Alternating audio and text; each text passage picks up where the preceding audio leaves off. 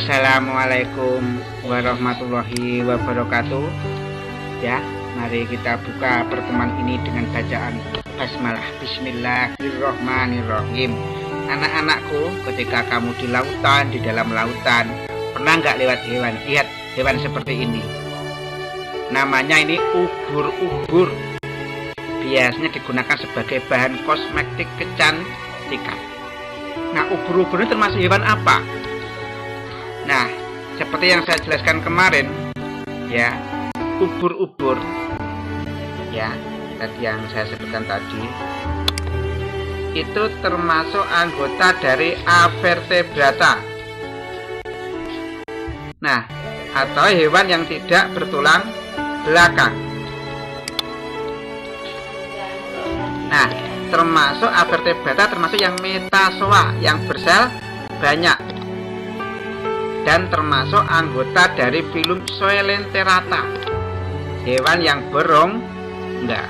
Kalau kemarin kan Bapak sudah menjelaskan anggota dari Avertebrata yaitu filum Porifera. Nah, sekarang Bapak akan menjelaskan yang kedua, filum Coelenterata. Bagaimana ciri-cirinya sudah Bapak jelaskan pada pertemuan kemarin. Nah, Coelenterata atau Cnidaria itu ada 3 kelas. Yang pertama kelas Hydrozoa. Nah, seperti ini kelasnya. Sering kita lihat di sungai-sungai yang tenang, namanya Hydra. Lalu yang kedua, ini kelas Scyphozoa. Ini tidak bisa kita lihat di sekitar kita karena ada di lautan. Contohnya ubur-ubur, bentuknya seperti mangkok yang terbalik atau seperti payung yang melayang-layang di air laut. Yang ketiga adalah kelas Anthozoa, yaitu bentuknya menempel di suatu tempat seperti bunga. Ya, ini ada tentakel-tentakelnya, tidak melayang-layang, bebas. Nah, kan kita bahas satu persatu. Ini ringkasan saja ini.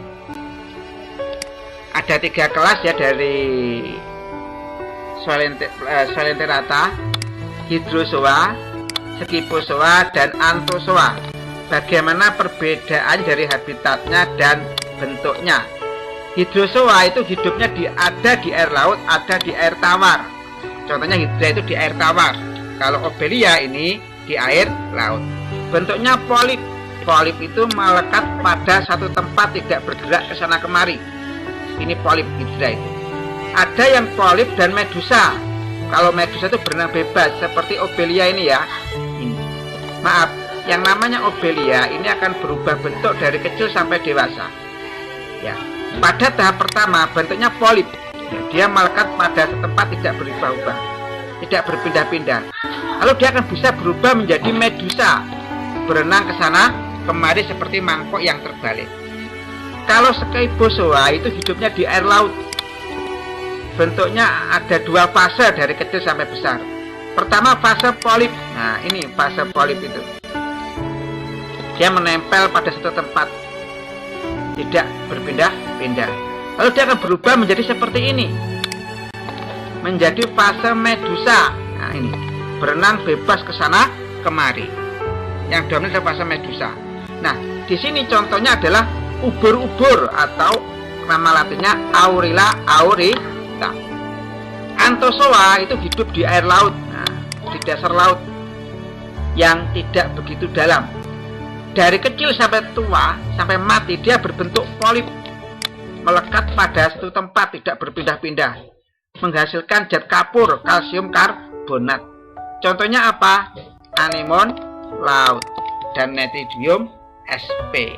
Itu ya, itu adalah secara singkat saja perbedaan Hydrozoa, Scyphozoa, dan Anthozoa. Nanti akan Bapak jelaskan secara terperinci, satu per satu. Kita bahas pertama adalah kelas yang pertama dari filum Coelenterata, yaitu Hydrozoa. Itu ada 2, ada Hydra, ada Obelia. Hydra itu hidup di air tawar, bentuknya polip seperti ini, melekat pada satu tempat tubuhnya, pada batu atau tumbuhan air, tidak akan berpindah-pindah seperti tanaman. Hydra itu menghasilkan tubuh yang ini ya, yang disebut sebagai tunas. Ini tunas. Itu tunas. Itu nanti kalau sudah dewasa, tunas itu akan lepas membentuk individu baru.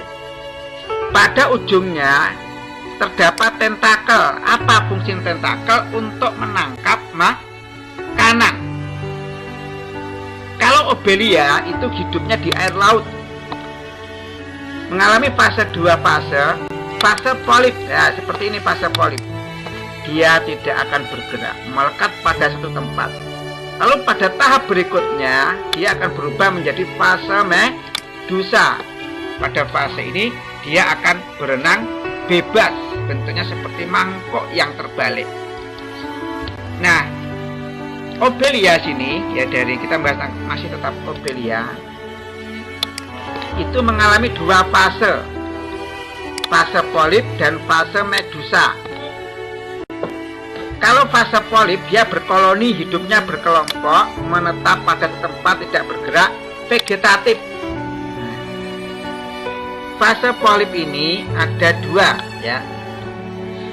Yang pertama ini adalah ini. Polip hidran ini. Ini yang satu ini. Polip hidran. Dia memiliki tentakel untuk mengambil dan mencerna makanan. Yang kedua ini ya, polip gonangium, melakukan perkembangbiakan aseksual, membentuk tunas. Nanti akan lepas tunas itu menjadi medusa. Nah, kalau medusa seperti ini ya. Nah, seperti ini medusa. Dia akan hidupnya soliter sendiri, bebas bergerak, generatif. Ini nanti akan menghasilkan gamet, sperma dan ovum. Ini adalah sperma. Lalu ini ada zat ovum. Sperma dan ovum ya, ini sperma, ini ovum. Sperma ovum itu ketemu, berfertilisasi menjadi zigot. Maaf, sperma dihasilkan jantan, ovum dihasilkan betina. Zigot nanti lalu menjadi larva. Larva yang bersilia, berambut, yang bergerak ke sana kemari. Setelah larva, maka larvanya ditanggalkan, nah, lalu menjadi polip. Ini menjadi polip seperti ini. Polip itu artinya dia melekat pada satu tempat, tidak bergerak. Hingga hewan ini dari kecil sampai dewasa itu berubah bentuk dari fase polip sampai fase medusa. Nah, ini perkembangbiakan dari Obelia. Saya jelaskan ya. Pertama ada medusa jantan.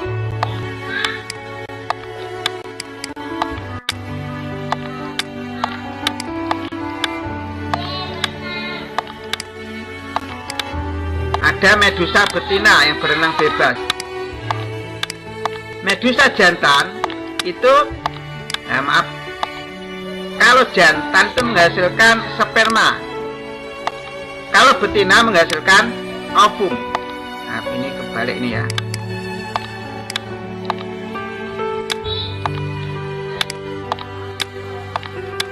Karena kalau yang menghasilkan sperma itu jantan.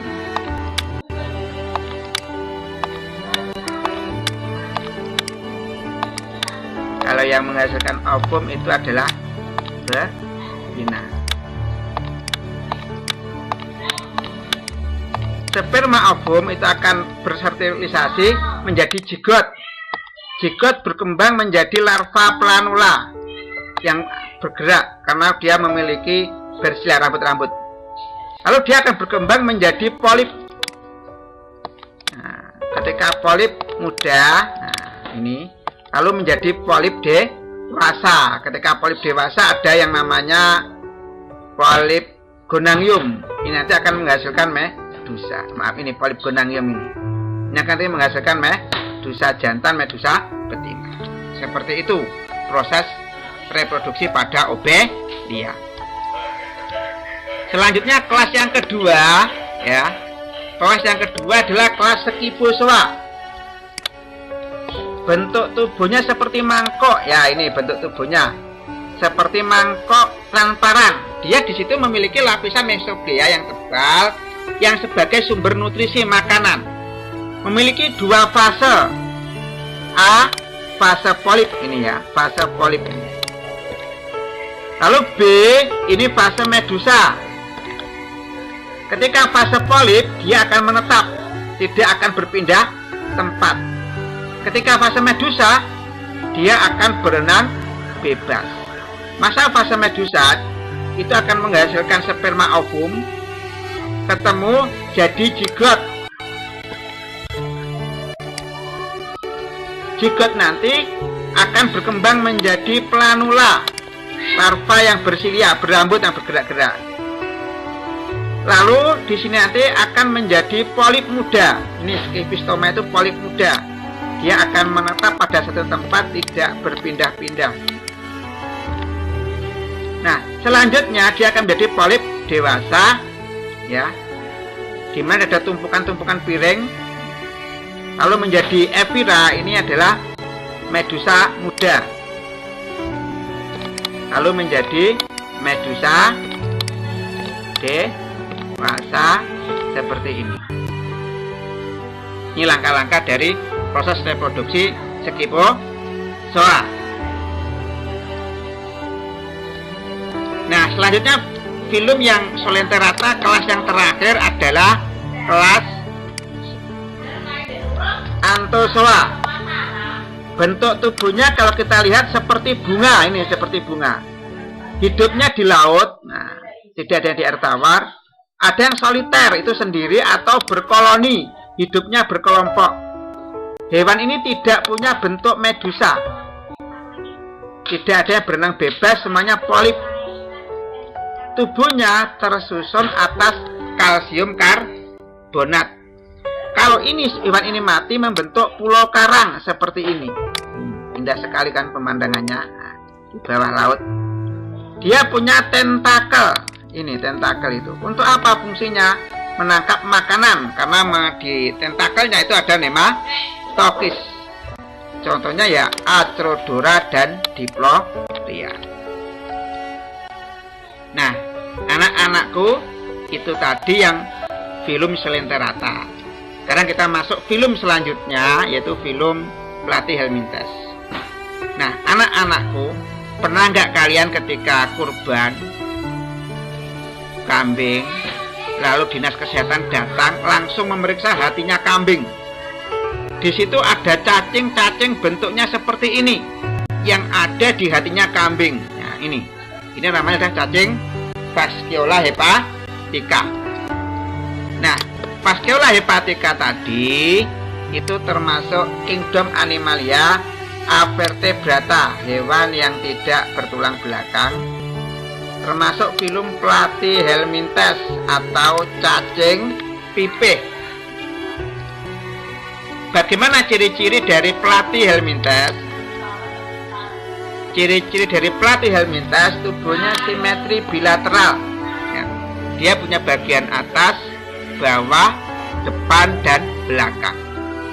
Tubuhnya ada 3 lapisan. Yang paling luar ektoderma.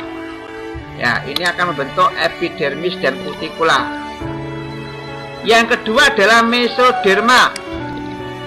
Itu nanti sini ya akan membentuk alat reproduksi, jaringan otot dan ikat. Yang paling dalam endoderma itu membentuk rongga gastrovaskuler, berfungsi sebagai saluran pencernaan. Hewan ini tidak punya anus sehingga dia dikembangkan melalui mulut. Hewan ini ada yang parasit. Ya, dia tinggal di dalam tubuh manusia, dalam usus manusia. Karena manusia itu memakan daging babi dan daging sapi, dimakan yang dagingnya mengandung Cysticercus cacing pita. Ada yang hidup bebas, contohnya planaria yang ada di air tawar. Mungkin demikian dari yang Bapak sampaikan. Mari kita tutup acara ini dengan bacaan doa akhir majelis. Subhanakallahumma wa bihamdika asyhadu alla ilaha anta astaghfiruka wa atubu ilaik. Sak bejo-bejone wong kang lali, isik bejo wong kang eling lan was, padha wa mampir ila kami tarik. Wassalamualaikum warahmatullahi wabarakatuh.